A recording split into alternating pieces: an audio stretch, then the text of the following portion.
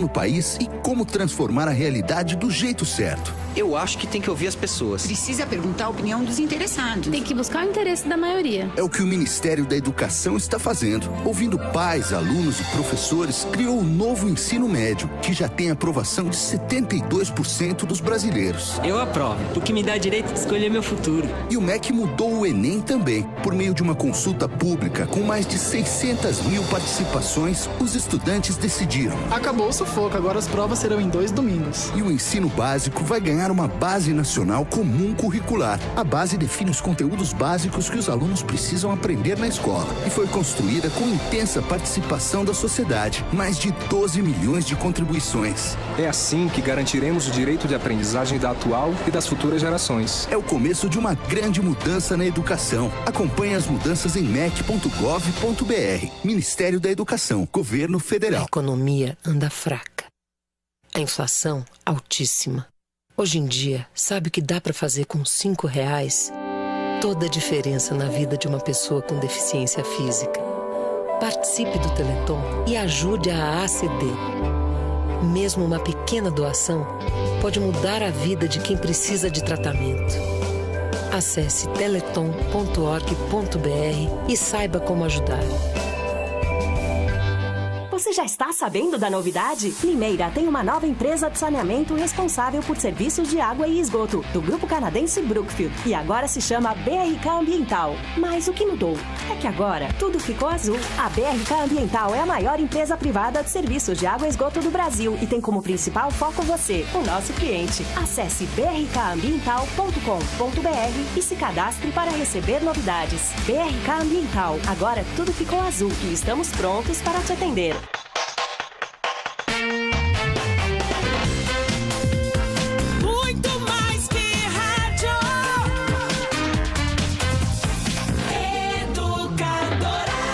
A voz do povo, Ivan Schutzer. A voz do povo é a voz de Deus.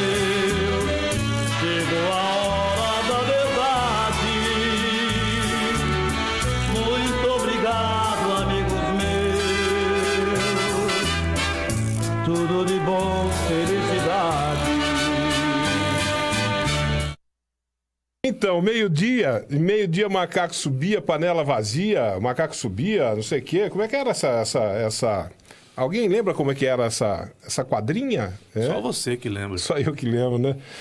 Meio-dia, eu vou colocar um ponto final na Voz do Povo para estabelecer o colóquio com Caio Bortolã. Era da sua infância, imagine há quanto tempo. Né? Que as crianças não cantavam essa quadrinha. Não, faz parte do folclore. Mas faz tempo, é verdade. Você tem toda. Mas as crianças de hoje são completamente diferentes. Não tem comparação das crianças do meu tempo com as crianças de hoje. A geração dos celulares e tablets. As crianças de hoje, elas nascem com o celular na mão. Nascem com o celular na mão. Bom dia não, né? Boa tarde, Ivan. Boa tarde para todo mundo que nos ouve e vê ao vivo em todas as plataformas nesta sexta-feira, Ivan, em que a FIFA confirma 10 títulos mundiais para o futebol brasileiro. Só a FIFA para fazer o que ela... para não reconhecer isso. Parabéns. Ela não quer reconhecer a história do futebol? Parabéns aos meus amigos santistas, bicampeões do mundo, aos meus amigos são paulinos, tricampeões do mundo, aos meus amigos flamenguistas, campeões do mundo, aos meus amigos gremistas, campeões do mundo, aos meus amigos colorados, campeões do mundo, aos meus amigos, assim como eu, corintianos, bicampeões do mundo, e pro palmeirense continua tentando, né? Você tinha que fazer isso com o Palmeiras? De novo, essa história do Palmeiras não tem Mundial, mas nem assim o Palmeiras não conseguiu. A FIFA não reconhece o Mundial do Palmeiras? Eu não tenho nada com isso. Porque não é só o Palmeiras, viu? O Fluminense também quer um Mundial alegado, né? De 51 e de 52 para o Fluminense. Que na verdade era Taça Rio, né? Era um torneio chamado Taça Rio, um torneio amistoso. Rio? Era um torneio amistoso. Peraí, que tinha... Taça Rio ser mundial não dá, né? Que tinha participação. Era um torneio amistoso, era um torneio de intertemporada com a participação de alguns times de fora do Brasil. Então, o Fluminense requer um título de campeão mundial e o Palmeiras também requer um título de campeão mundial, já que na bola tá difícil de ganhar, né? No Nosso campo ouvinte- tá difícil de ganhar. Nosso ouvinte Bernadette Grupo me ajuda aqui, meio-dia, macaco a subir, panela no fogo, barriga vazia. Bernadette Grupo lá da Boa Vista. Obrigado, viu, Bernadette? Tá vendo? Boa tarde, Bernadette. Tá vendo? A Bernadette também lembra dessa quadrinha, mas eu acho que ela é muito mais extensa, ela vai muito mais longe disso daí. Eu ainda vou fazer uma busca aqui, perguntar pro seu Google se ele também lembra dessa quadrinha que é interessante. Provavelmente, se você digitar no Google, né, o Google vai encontrar. É. Falar em encontrar, onde anda a doutora Priscila? Não participa A doutora Priscila mais dos está seus organizando. programas? Não, ela está organizando um evento um seminário, deixa eu ver como é que é. Congresso, terceiro congresso, acho que é. Terceiro congresso do Direito Previdenciário de Limeira, que será amanhã aqui em Limeira. Nós teremos grandes, renomados juristas em Limeira amanhã aqui, para discutir a legislação trabalhista, né, essa reforma da legislação trabalhista e a reforma previdenciária também. Questões como essas daí que vão ser discutidas amanhã. Por falar em direito previdenciário, em reforma trabalhista, em reforma previdenciária, está aqui na capa da Folha de São Paulo de hoje: Planalto não tem votos para aprovar projetos, diz Rodrigo Maia, presidente da Câmara. O governo Michel Temer, do PMDB, não tem mais os votos necessários para a aprovação de importantes reformas na Câmara tá dos preocupado Deputados. com isso, ele vai comprar. É a afirmação do Rodrigo Maia, deputado do Democratas do Rio de Janeiro, em entrevista à Folha de São Paulo. Para Maia, o Planalto ficou desgastado ao tentar e conseguir barrar na Câmara as duas denúncias da Procuradoria-Geral da República contra o presidente, primeiro sob a acusação de corrupção, de obstruir a justiça e de chefiar a organização criminosa. Na verdade, é contra o presidente, primeiro sob a acusação de corrupção e obstruir exatamente isso. Qualquer matéria polêmica vai precisar de uma organização da base. Além de melhorar a relação com o Congresso, o presidente Temer precisará, segundo Maia, controlar aliados que cultivam intrigas. Maia negou que será candidato a um cargo do Executivo no ano que vem, nem que seja a presidência da República ou o governo do Rio de Janeiro. Tentará, segundo o próprio, a reeleição para a Câmara dos Deputados em Brasília. Michel Temer, Ivan, foi considerado o presidente mais impopular do mundo. Ah, é? Do mundo? Ele já conseguiu isso também? Michel Temer é o presidente que no mundo tem a menor aprovação popular. Também não podia ser diferente, não é? Foi a escolha do PT, foi a escolha do Lula para a vice-presidência do Brasil e... né, num acordão político que e foi a escolha desse acordão político para substituir a Dilma, né? Ele era o grande nome para substituir a Dilma e implantar aí estas reformas estapafúrdias aí que... mas aí ele era o vice-presidente, né? Quando cai a presidente... Quando cai a presidente... Não, mas o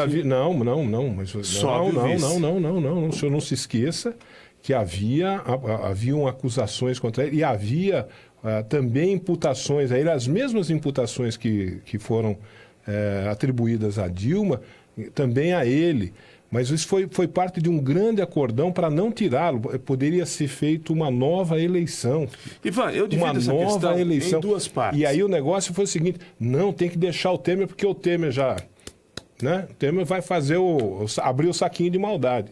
Não tenha dúvida. Não penso dessa forma, não. Aliás, não vejo nenhum saquinho de maldades. Pelo contrário, vejo mudanças necessárias para esse país.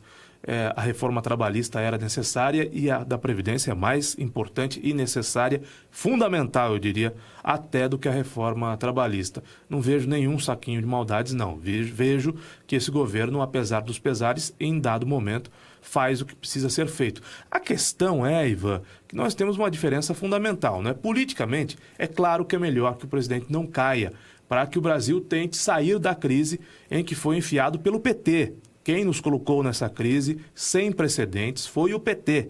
Quem afundou o Brasil economicamente foi o PT, foi o Lula, foi o governo atrapalhado do Lula, foi o governo desastrado da Dilma Rousseff. Os governos que nos enfiaram nessa recessão e o Brasil segue patinando, tentando sair dela. Quem criou essa situação para todos nós, de desemprego, de gente passando fome, do comércio tendo dificuldade para vender, da indústria quebrando, foi o PT. Foi o Lula, o seu Lula, do PT, a dona Dilma. Aí nós temos um processo de tentativa de tirar o Brasil do lodo. Eu digo do lodo da economia, porque do lodo moral, da ética, desse lodo vai ser quase impossível sair. Vai ser muito complicado sair desse lodo da moralidade. E aí reside uma diferença. E aí reside uma diferença grande entre nós dois, Ivan. Mas é uma diferença muito grande mesmo. Eu acho que o Lula tem que ir para a cadeia e acho que corrupto, de uma maneira geral, tem de ir para a cadeia. Você acha que todos os corruptos devem ir para a cadeia, menos o Lula. Essa é a diferença fundamental. Eu acho isso? Essa é a diferença fundamental. Você acha que eu acho isso? É isso que você acha que eu acho? Pois eu digo para você exatamente o contrário. Eu quero que todos os corruptos vão para a cadeia. Todos, indistintamente. Eu quero. Mas não é o que eu estou vendo. Não é o que eu estou vendo. Aí você tem não é razão. o que eu estou vendo. Aí quando você vê o PT abraçando o PSDB não é o que eu tô no vendo. Senado, quando você vê isso aconteceu, nós nos reportamos aqui a fatos. O PT abraça o PSDB no Senado para salvar Aécio Neves. Em que mundo nós estamos? Pois é. Em que mundo nós estamos? Pois é. Então não é o que eu estou vendo. O que eu estou vendo é que alguns podem ir presos, outros não. Não, acho que a lei tem de ser igual para todos. Você acha? Para todos. Você acha? Eu também acho. Eu também acho. Eu também acho isso. Mas eles não acham. Ou por acaso você não tomou conhecimento nas leituras que você faz, nos programas de rádio que você ouve, nas televisões que você assiste? Você não tomou conhecimento daquele bate-boca de ontem no STF? O que um juiz falou para o outro? É recorrente, né? Esse tipo de ocorrência no STF. Aquilo esclarece o que está acontecendo no Brasil. O cara falou, um juiz falou para o outro: o senhor tem leniência com criminosos do colarinho branco. Falou pro ministro do STF ontem. O senhor tem leniência com criminosos do colarinho branco. Ivan. Falou pro cara, na cara dele. Ivan, faz uma semana, pouco mais, pouco menos, que o STF, que ora o colega cita... Aquele cara que ele falou, que tem leniência com criminosos do colarinho branco, até outro dia, quando os criminosos do colarinho branco eram os do PT, ele estava lá babando, querendo comer o fígado de todos os criminosos do colarinho branco do PT. A partir do momento que começou a pegar gente do PSDB, gente do PMDB que anda com ele ali, aí ele mudou, é isso que nós estamos vendo no Brasil hoje, ou não estamos vendo isso? O STF garantiu, a questão de poucos dias, você sabe disso, que os senadores é que decidam sobre os seus mandatos. Essa questão foi decidida no STF.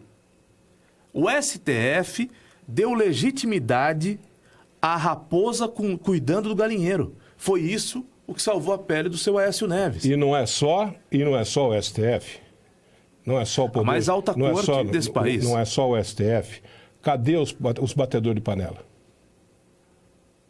Que assistiram àquele escândalo desse meio de semana lá em Brasília, pela televisão.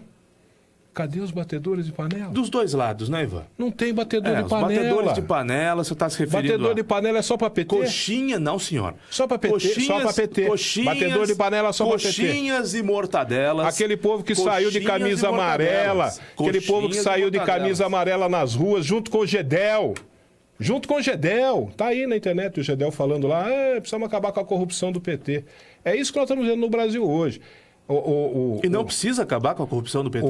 Claro que precisa. Né? Mas é só até aquele pessoal que saiu de camisa amarela do PT, pedindo fora PT, fora Lula, fora Dilma. E tem um pessoal que sai de camisa vermelha pedindo volta Lula. Volta Lula. Então, o cidadão põe camisa verde e amarela, vai na rua pedir fora PT, mas tem quem vote no Maluf. Mas tem quem vá de camisa vermelha pedir volta Lula. Tem quem vá votar no Lula, tem quem vote no Maluf, tem quem vote no Silvio Félix e vai ter quem vote no Aécio. Certamente. Certamente. Vai ter. Eu só acho que o poderio eleitoral do Aécio é muito menor do que o poderio eleitoral do Lula, né? Então, o Aécio, o PT citou isso várias vezes, né? O PT que elegeu o governador corrupto, Fernando Pimentel, lá em Minas Gerais, o governador de Minas Gerais hoje é do PT, dizia, o Aécio foi tão mal que não ganhou nem em casa. Então, eu tenho a impressão que o Aécio vai ter uma diminuição, vai sentir uma diminuição muito grande do seu eleitorado quando tentar se candidatar a qualquer outra coisa. O Aécio é carta fora do baralho para uma disputa, por exemplo, a presidência do Brasil. Ele não vai disputar, jamais vai voltar a disputar a presidência do Brasil. Agora, o Lula é candidatíssimo. O Lula está fazendo campanha. E aí eu não vejo nenhuma diferença. Eu acho que o Aécio tem que ser defenestrado da política. Quem votou no Aécio, quem votou no Aécio, como eu votei no Aécio, se arrepende de ter votado, se envergonha até de ter votado. Quem vai defenestrar o Aécio agora, na política? O Lula não pode disputar uma eleição. Pode. E nós não podemos não podemos usar dois pesos nas e condições de hoje ele pode. O Maluf está disputando a eleição faz trocentos, desde 1500 que ele está disputando a eleição, sofrendo uma condenação atrás da outra, uma denúncia com a condenação outra. Confirmada, não pode sair do Brasil, senão é preso pela Interpol. Todos esses caras aí. Infelizmente, nós brasileiros, temos essa cultura do rouba mais faz. Né? E agora nós estamos adquirindo uma cultura é o seguinte, olha, já que é uma bagunça generalizada, já que é um descalabro total, a gente vai votar nos ladrões, desde que não sejam os ladrões do PT. Os outros ladrões a gente pode votar em todos. Não, você tem uma visão distorcida porque você ficou condoído pela queda da presidente do PT em quem você votou. O petista ficou com dor de cotovelo. Mas o petista não tem suficiente humildade para admitir que votou mal, que escolheu errado, que escolheu pessoas. Porque eu não acho que todo petista é ladrão, certamente não é. O petista, ele tem o direito de se decepcionar. Não, primeiro... Né? Mas ele não vem a público, ele não vem a público assumir que se decepcionou. Eu votei no Aécio e me arrependo do voto. Caio Bortolã. Me arrependo do voto. Não votarei nunca mais no Aécio. Caio Bortolã. Não votarei nunca mais. Acho que o Aécio merece o tratamento de todos os grandes corruptos desse país, sem tirar nem pôr. A questão é que está fazendo uma confusão grave. O petista acredita no Lula. Para o petista, o Lula é herói. Você está fazendo tudo que aconteceu. Você está fazendo uma confusão. Você está cometendo um erro grave. Você está fazendo uma confusão que não pode ser feita. Você não pode dizer que quem votou no PT é petista. Todo mundo que votou no PT é petista. Porque se você disser isso, eu vou dizer, então você é PSDBista? Vou perguntar para você. Você votou no Aécio? Você é PSDBista? Não. Você não é PSDBista. Então você não pode fazer essa confusão entre as pessoas que votaram no PT e as pessoas que votaram no PT foram muitas. No Brasil todo, na primeira eleição do Lula, na reeleição do Lula, na eleição da Dilma, foram muitos os que votaram no PT e a grande maioria não era petista. A grande maioria não era petista, mas votou no PT acreditando em alguma coisa. Mas, fundamentalmente, o petista votou na Dilma. Sim, é óbvio. Eu estou dizendo é isso. Mas é óbvio. O petista votou na Dilma. Mas aí você está falando óbvio. É óbvio que o petista votou na Dilma. Agora, muita gente que não era petista votou na Dilma. Muita gente que não era petista votou no Lula, acreditando em alguma coisa. Você não pode fazer essa confusão. Uma coisa é o petista, e o petista, o militante petista, vai votar no Lula agora. Ele vai ignorar tudo que está aí. Ele vai ignorar a responsabilidade do senhor Lula nessa história toda e vai votar no Lula, porque ele é petista.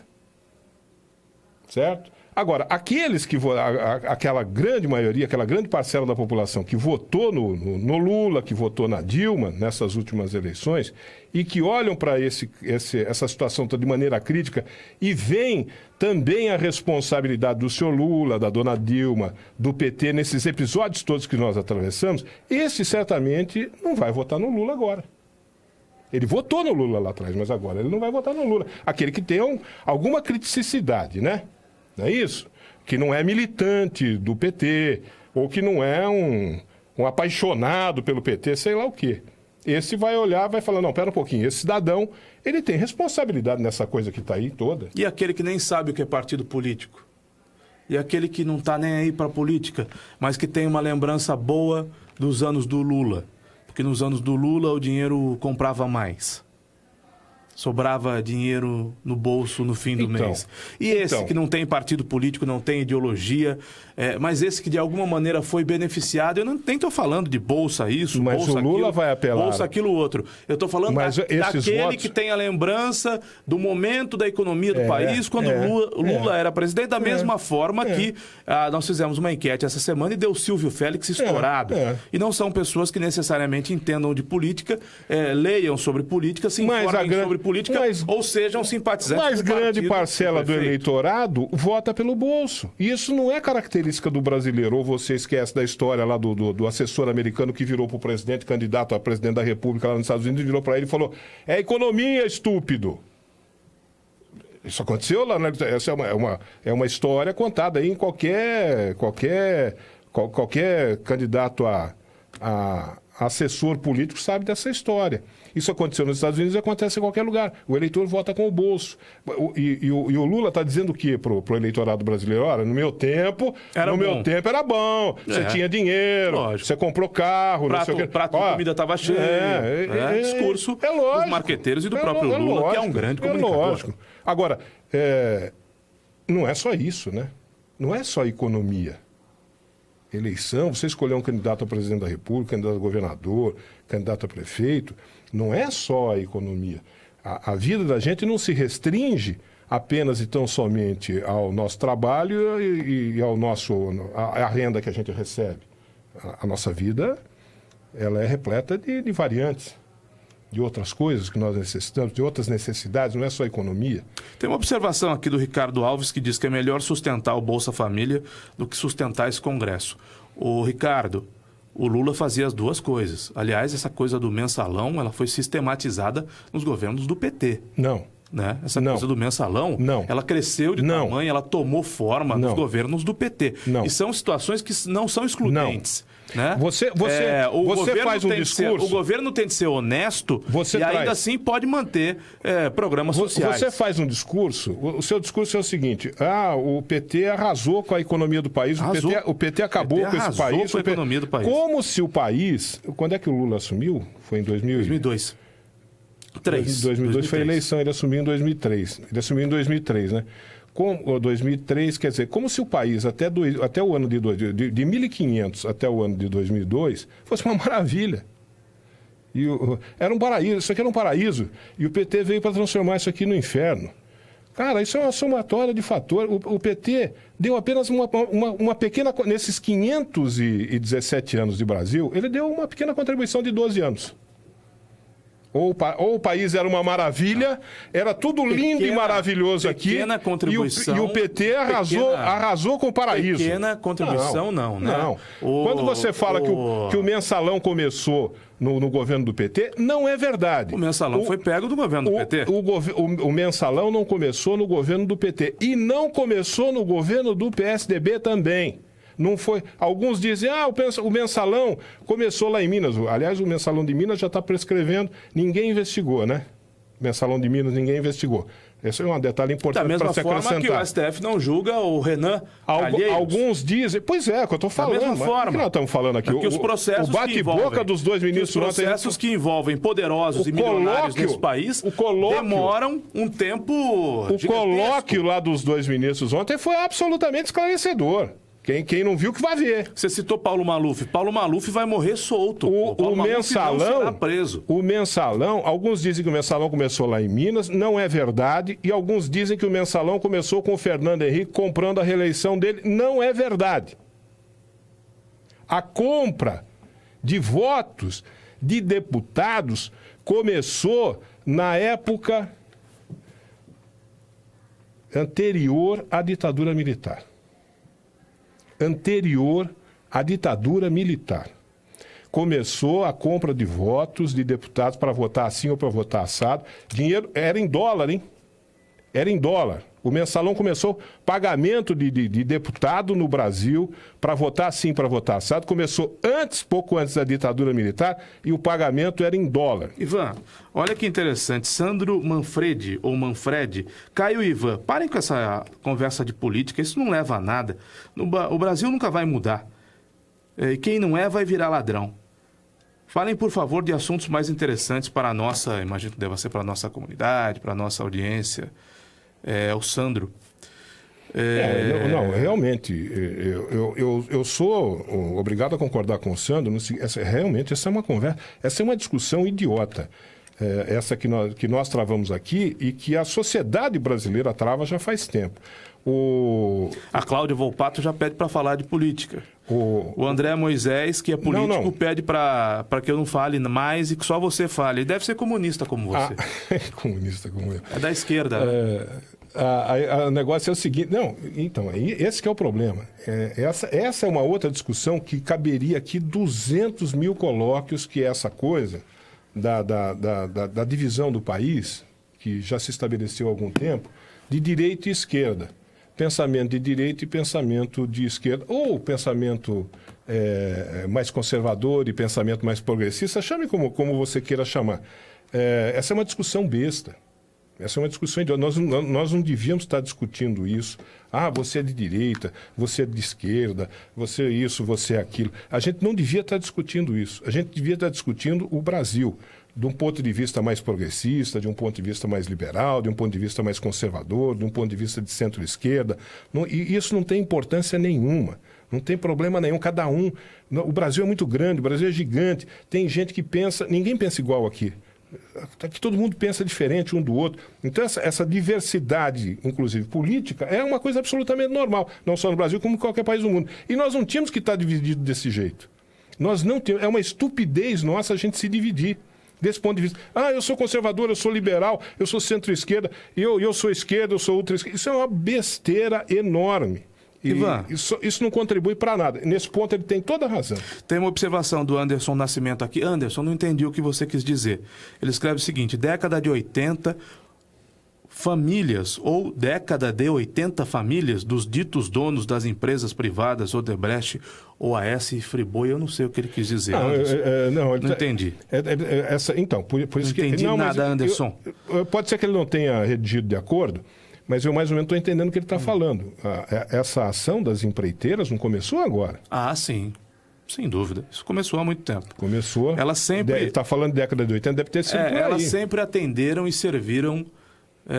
e se serviram dos governos. Célia Arcângelo.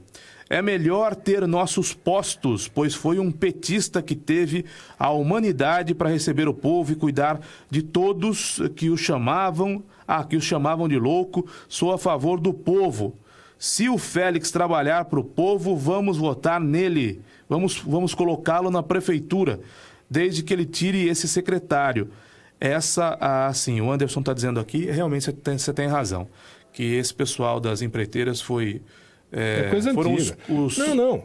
Corruptores. Falando aqui, gente, o mensalão começou antes... Isso é histórico, está registrado os historiadores registraram isso, os jornais, a imprensa registrou. É que depois nós tivemos uma ditadura e aí não se pode falar mais, porque você sabe como é que é ditadura.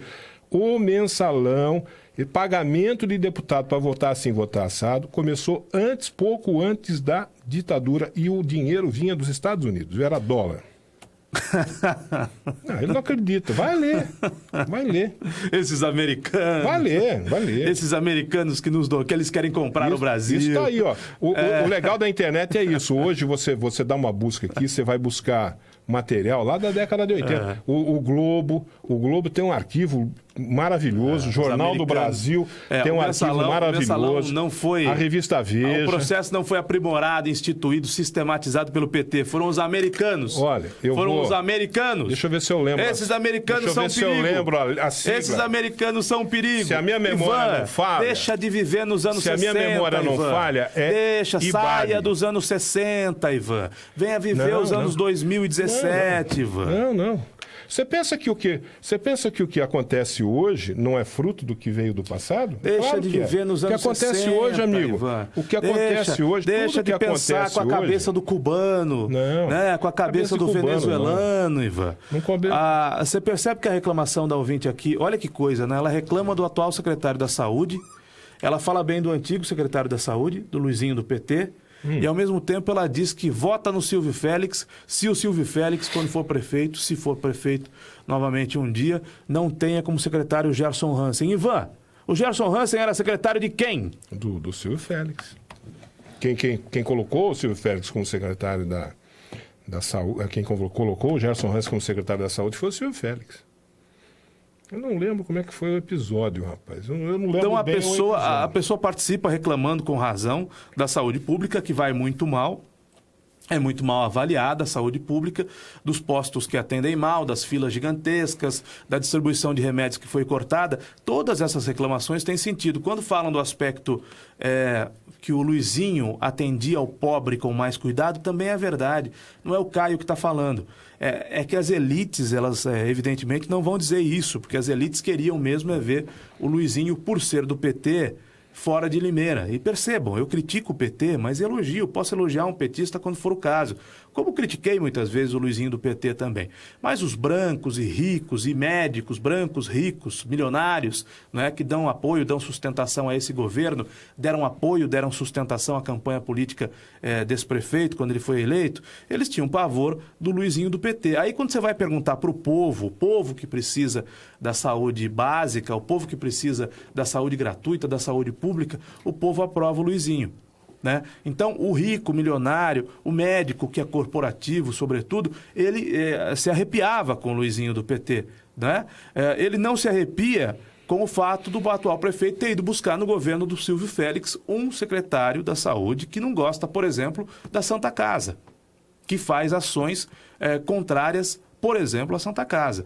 Então, os ricos, os milionários que dão suporte ao atual prefeito, inclusive a classe médica, não entendem por que é que está, ou não entendiam por que é que estava aqui o Luizinho do PT. Com todas as ressalvas que possam ser feitas, o Luizinho do PT atendeu o povo pobre como o povo pobre tem de ser atendido. Né? E hoje, o que nós vemos de volta, sendo trazido de volta do governo Silvio Félix, o atual secretário da Saúde, não dando conta do recado. E o povo sendo mal atendido. Não os milionários que dão sustentação a esse governo, não os médicos milionários que moram em mansões e que moram em condomínios fechados, que dão sustentação a e apartamentos milionários também, que dão sustentação a esse governo. Mas o pobre, né? O pobre sente saudade do Luizinho. O pobre sente saudade do Luizinho. E é o pobre que precisa da saúde pública. Né? Porque o pobre não tem dinheiro para pagar o Luizinho, convênio médico. O Luizinho tem um perfil, politicamente falando, você estabelecer... o Luizinho tem um perfil que hoje, por conta dessa discussão direita, esquerda, progressista, conservador, que está existindo no Brasil hoje, aliás, no mundo, né?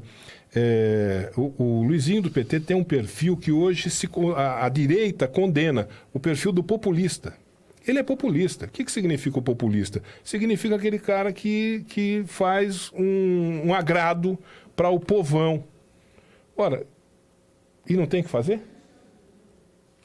Não sei se um agrado para o povão, mas atender decentemente as pessoas. Atender ele tem um linguajar... Com o respeito que as pessoas merecem, com a atenção que as pessoas merecem e precisam. E ele tem uma política voltada principalmente para as classes sociais menos favorecidas. Né? É o populista. É o político... O político tradicional, clássico, Juan Domingo Perón. Era o populista. Você vai muito longe, Ivan. Getúlio Vargas. Você vai muito longe. Getúlio Vargas era o populista. Os ouvintes não tinham nem nascido ainda. Vai falar de Perón. Você não pode falar. Você não pode falar. Como é que você fala aqui? Mas você fala que o governo PT arrasou o país. Isso é muito antigo. Como Ivan. Se o país fosse um país. Espera um pouquinho. Antigo, deixa eu voltar no passado. Hoje, como é que era o país de 2002 para trás? Passou. Não passou, não. Passou. O que nós plantamos lá, nós estamos colhendo hoje, filho. Passou. O que nós plantamos lá, nós estamos colhendo. Isso que nós estamos colhendo hoje é o que a gente plantou. Nós plantamos isso aqui. E estamos colhendo ou não? Não é assim na vida inteira? Você planta e você colhe. Você planta banana, você não colhe morango.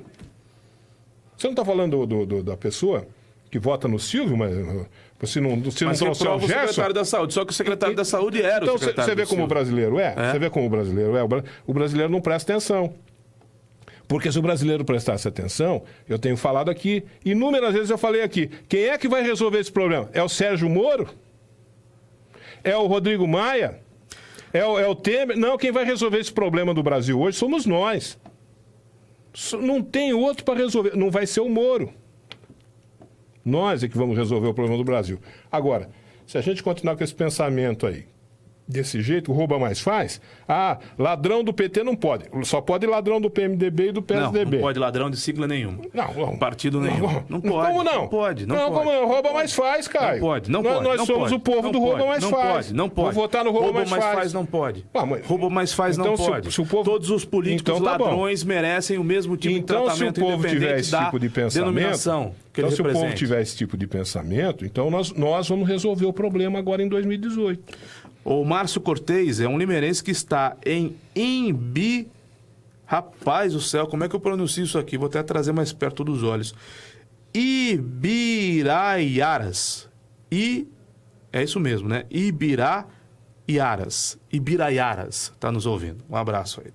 Obrigado pela audiência e pelos elogios. Eu não sei onde fica essa cidade de Ibiraiaras.